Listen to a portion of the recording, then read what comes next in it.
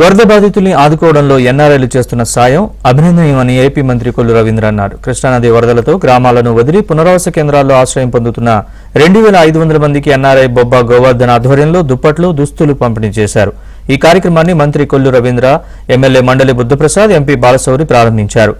వరదలతో 6,900 కోట్ల రూపాయల నష్టం వాటిల్లినట్లు ప్రాథమికంగా అంచనా వచ్చిందని తెలిపారు. కృష్ణా జిల్లాలో 45,000 హెక్టార్లలో పంట నష్టం సంభవించిందన్నారు.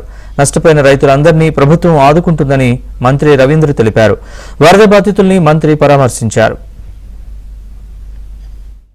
అయితే ఇవాళ అంచనాలు, నష్టపరిహారం అంచనాలకు ప్రాథమికంగా దాదాపు 6,900 కోట్లు అంచనా వేయటం జరిగింది. ప్రాథమికంగానే ముఖ్యంగా కృష్ణా జిల్లాలో అయితే దాదాపు 45,000 హెక్టార్లలో వరి పంట కానీ, అదేవిధంగా పసుపు, కంద, అరటి, అటు కమర్షియల్ క్రాప్స్ కూడా మనకు పోయినాయి.